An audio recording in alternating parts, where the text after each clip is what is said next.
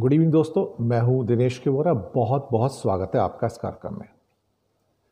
दोस्तों, ट्रंप साहब बहुत खुश हैं कि रूस के राष्ट्रपति पुतिन उनके देश आ रहे हैं। जी हाँ, कि पुतिन साहब अमेरिका आ रहे हैं, he is very happy about it. हालांकि भारत के साथ जो तलखी है वो भी साथ में उन्होंने उसके ऊपर भी बयान दे दिया है। इसके साथ ही अमेरिका ने बलूचिस्तान लिबरेशन ऑर्गेनाइजेशन के ऊपर टेररिस्ट ऑर्गेनाइजेशन डिक्लेयर करके बैन लगा दिया है। और ये बीएलए के लिए एक बहुत बड़ा झटका है, क्योंकि पाकिस्तान हमेशा भारत पर ये इल्ज़ाम लगाता रहा है कि बीएलए को भारत ने हमेशा सपोर्ट किया है और वो एक आतंकवादी संगठन है। इसके साथ ही अल जजीरा के जो 5 जर्नलिस्ट को जिसे इजराइल ने मार गिराया, उनके जनाजे में हज़ारों लोग शामिल हुए और इजराइल को उसका कोई दुख नहीं है। इसलिए दुख नहीं है कि वो समझता है कि वो 5 हमास से मिले हुए थे। मुझे लगता है कि ये एक अजीबोगरीब तरीका है। पहले आप हत्या करो और फिर उनको हमास के साथ जोड़ दो। ये भी एक अजीब सी कहानी है। जेडी वेंस साहब करीब करीब वही कहानी दोहरा रहे हैं ट्रंप साहब के साथ मिलकर, जिसे आप कह सकते हो कि चाइना के ऊपर हम कैसे हायर टैरिफ लगाएं। यानी कि फिर वही कहानी निकल के आती है जो व्हाइट हाउस के ऑफिशियल कहते हैं कि it is going to hurt us. यानी कि आपको तकलीफ होती है तो फिर आपके पास वो साहस नहीं बचता कि आप किसी के ऊपर इस किस्म के सो कॉल्ड प्यूनिटिव टैरिफ लगा सकें। तो आप सबका स्वागत है दोस्तों। और नाम तो मैं नहीं ले पाऊंगा, लेकिन आप आते हैं तो खुशी होती है। जाने पहचाने चेहरे भी हैं और बहुत सारे नए दर्शक भी हमारे न्यूज़ टाइम के साथ जुड़ते हैं, तो हमें भी सेटिस्फेक्शन रहता है कि हम एक अच्छा काम कर रहे हैं, एक मीनिंगफुल काम कर रहे हैं। सबसे पहले हम आते हैं उस खबर के ऊपर जिसमें ट्रंप साहब ने खुशी जाहिर की है कि पुतिन उनके देश में आ रहे हैं, लेकिन उसके साथ ही वो रशिया के खिलाफ भारत के कॉन्टेक्स्ट में बोलना भी नहीं छोड़ रहे हैं। और उनका कहना ये है कि रशिया लगातार जंग इसलिए कर पा रहा है कि चीन और भारत उसका तेल खरीदकर इस जंग को फाइनेंस कर रहे हैं। लेकिन भारत पर टैरिफ लगाने से ये फ़र्क पड़ेगा, क्योंकि वो रूस से तेल खरीदना छोड़ेगा और अगर वो अपनी जंग को जारी रखना चाहते हैं रूस, तो वो नहीं कर पाएंगे और दबाव में आ जाएंगे। उनका ये भी कहना है कि रशिया की इकॉनमी अच्छा प्रदर्शन नहीं कर रही है और सैंक्शंस और जो ग्लोबल जो प्रेशर्स हैं उसके कारण एडवर्सली प्रभावित हुई है। ट्रंप का ये भी कहना है कि रशिया को अपने देश के निर्माण में फिर से जुट जाना चाहिए, क्योंकि एक बहुत बड़ा और विशाल देश है। रूस में अच्छा करने की भी पॉसिबिलिटीज़ हैं, लेकिन अभी अच्छा शोकेस नहीं कर पा रहे खुद को, क्योंकि सैंक्शंस के कारण उसकी स्थिति बहुत ज़्यादा खराब हो चुकी है। दूसरी बात, उनका कहना है कि जो बड़े खरीदार हैं तेल के, अगर आप उनसे रशिया से तेल खरीदते हैं तो हमने आपके ऊपर 50% टैरिफ लगाया है। इसका मतलब भारत के ऊपर फिर से अटैक है। और उनका कहना है कि शायद इस कारण से भारत रूस से तेल लेना कम कर देगा या छोड़ देगा। अब 50% का टैरिफ 27 अगस्त से लगेगा, 25% टैरिफ ऑलरेडी 7 तारीख से लग चुका है। हालांकि भारत ने इस टैरिफ को कंडेम किया और कहा कि ये अनरीजनेबल है, अनफेयर है, अनजस्टिफाइड है और विदाउट एनी लॉजिक है। लेकिन इन सब चीज़ों के बावजूद ट्रंप खुश हैं कि पुतिन उनके कंट्री में आ रहे हैं। बड़ी विरोधाभास की स्थितियां हैं। एक तरफ आप पुतिन के ऊपर सैंक्शन लगाते हो, उसके ऊपर सारी की सारी रेस्ट्रिक्शन लगाते हो, प्रतिबंध लगाते हो कि अपना माल किसी को बेच नहीं सकता है, और फिर उसके बाद हालात ये होते हैं कि वो अगर आपके देश में आते हैं तो आप उनका स्वागत करते हैं और शायद फिर आप खुशी भी जाहिर कर रहे हैं कि मुझे बड़ी खुशी है कि मेरे देश में आ रहे हैं वो। अगर हम किसी और तीसरे देश के अंदर ये मुलाकात करते तो मुझे उतनी खुशी नहीं होती, लेकिन मुझे लगता है कि हमारी बातचीत जो होगी वो कंस्ट्रक्टिव होगी और उसमें से कोई ना कोई हल निकलेगा। चलिए, अच्छी बात है कि अलास्का में ये मीटिंग होने जा रही है। अगर इसमें से कुछ अच्छा हल निकलता है तो मुझे भी खुशी होगी, हमारे चैनल को भी खुशी होगी। लेकिन नेटो के कई देश और ज़ेलेंस्की दरअसल सैबोटेज करने में लगे हैं कि ये वार्ता जो है वो सफल ना हो। आते हैं अगली खबर के ऊपर। बलूचिस्तान, जी हाँ, बलूचिस्तान लिबरेशन आर्मी, जिसने पाकिस्तान की आर्मी के ऊपर भी अटैक किया और जिसके ऊपर बहुत सारे इल्ज़ामात आ रहे हैं जाफर एक्सप्रेस के या कई और ऐसे हमले जिसके द्वारा पाकिस्तानी की जो सिक्योरिटी फोर्सेस हैं उनके बहुत सारे लोग मारे गए हैं। बिलावल भुट्टो ज़रदारी ने एक्चुअली अमेरिका के द्वारा बलूचिस्तान लिबरेशन आर्मी के ऊपर जो प्रतिबंध लगाया है उसका स्वागत किया है और उसने अपनी खुशी जाहिर की है। भुट्टो का कहना है कि ऑपरेशन सिंदूर के दौरान बीएलए ने भारत का समर्थन किया था और उसको टेररिस्ट ऑर्गेनाइजेशन में इंक्लूड करके अमेरिका ने एक्चुअली देखा जाए तो हमारा साथ दिया है।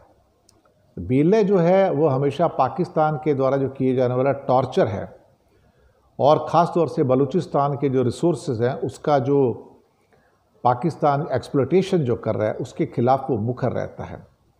और इसी संगठन ने बलूचिस्तान में पाकिस्तान आर्मी के साथ साथ कई बार चाइनीज़ इन्वेस्टमेंट के जो प्लेसेस हैं उनके ऊपर भी काफ़ी हमले किए हैं। यही कारण है कि बिलावल भुट्टो ने खुशी का इजहार करते कहा कि बीएलए तो भारत के द्वारा समर्थित आतंकवादी संगठन है और बीएलए पर प्रतिबंध को पाकिस्तान की बड़ी सफलता बताया।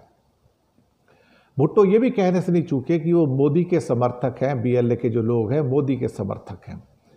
अब सवाल ये पैदा होता है कि भारत भी ये पहले इल्ज़ाम लगाता है, अब पाकिस्तान भारत के ऊपर आतंकवाद को बढ़ाने का जो इल्ज़ाम है वो लगा रहा है।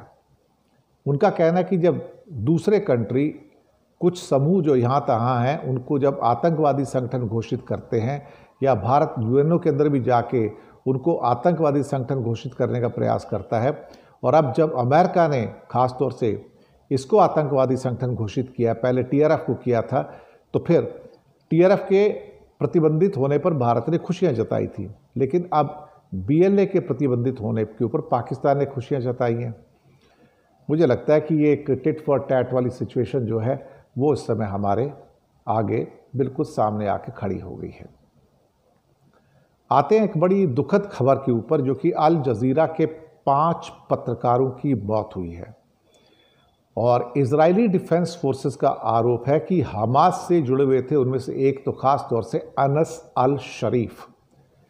हालांकि कई राहत कर्मी पिछले कुछ सालों के अंदर कुछ समय में इजरायली डिफेंस फोर्सेस के शिकार हुए हैं, लेकिन अल जजीरा के 5 जर्नलिस्ट एक हमले में मारा जाना पूरी दुनिया के अंदर इसमें हलचल मची है और कहीं ना कहीं इसकी मजम्मत यानी कि कंडमनेशन भी हो रहा है। 5 पत्रकारों की जानें अटैक में गई हैं और ख़ास तौर से एक टेंट पर यह हमला किया आईडीएफ ने और इसमें मौतें हुई है, दुखद मौतें हुई हैं। इसमें अल जजीरा के चर्चित पत्रकार अनस अल शरीफ और उनके 4 साथी थे, वो पांचों की इसमें दुखद मौत हो गई। अनस के साथ इसमें कॉरेस्पॉन्डेंट मोहम्मद करीके, कैमरामैन इब्राहिम ज़हीर, मोहम्मद नौफेल और मोमेन अलीवा की जान चली गई। इसके अलावा 2 और लोगों की भी इस हमले में जान गई है। आईडीएफ की ओर से जारी बयान में कहा गया कि अनस अल शरीफ को निशाना बनाकर हमला किया है और हमला इसलिए किया कि वो अनस जो थे हमास की एक यूनिट के चीफ के तौर पर काम कर रहे थे। हालांकि हमले में जो 4 और पत्रकार मारे गए हैं, आईडीएफ ने उसका कोई जिक्र नहीं किया है। अल जजीरा के मैनेजिंग एडिटर मोहम्मद मवाद, उनका कहना है कि 28 साल के अनस उन सेलेक्ट जर्नलिस्ट में से एक थे जिन्होंने गाज़ा के भीतर से लगातार रियल टाइम रिपोर्टिंग की और लोगों को बताया कि गज़ा के अंदर जो आईडीएफ जो है वो किस लेवल के अत्याचार कर रहा है और वहाँ की दुनिया को लोगों तक पहुँचाया, जो वहाँ पर स्टारवेशन है, जो भूखे बच्चे हैं जिनकी हड्डियाँ तक निकल आई हैं और वो कैसे प्रतिदिन अपनी जान गंवा रहे हैं। ये मुझे लगता है कि ये अपने आप में जो भी हुआ है ये बहुत दुखद हुआ है। अब इसको आईडीएफ जितना मर्जी जस्टिफाई करे, लेकिन वो इसको जस्टिफाई नहीं कर पाएंगे। और ये जो इजरायली एम्बेसी का जो अटैक है ये शायद अपने आप में सबसे हीनस जो अटैक हैं, ये उनमें से हम ये कह सकते हैं कि ये उनमें से एक गिना जाएगा। लेकिन मुझे समझ में नहीं आया कि आफ्टर ऑल इसकी ज़रूरत क्या थी। आफ्टर ऑल इसकी ज़रूरत क्या थी कि क्यों ये सब किया गया। 5 पत्रकारों को सिर्फ ये कह के कि भाई ये सारे के सारे जो हैं एक किस्म से ये हमास के सदस्य हैं, ये तो बात बिल्कुल भी क्या कहते हैं हजम नहीं होती है। अब जो भी है जैसा भी है, लेकिन कहीं ना कहीं इस बात का एहसास तो हो ही रहा है कि जो भी हो रहा है वो गलत हो रहा है। और आईडीएफ जो है किसी को भी हमास का मेंबर बना के इस समय मारने के लिए बिल्कुल तैयार रहती है। दिस इज़ समथिंग जिसे क्या कह सकते हैं कि हीनस क्राइम है। इवन बीबीसी की जो रिपोर्ट्स आई हैं उन्होंने भी इस बारे में जिक्र किया है और बताया है कि हज़ारों की भीड़ इसके अंदर उमड़ी है और ईरान ने भी कहा है कि इजराइल को इसके लिए जिम्मेदार ठहराया जाए। अब मुझे भी समझ में नहीं आया कि आपने 5 आदमियों को मार दिया और फिर ये सीधा कह दिया कि हाँ वो हमास के मेंबर थे।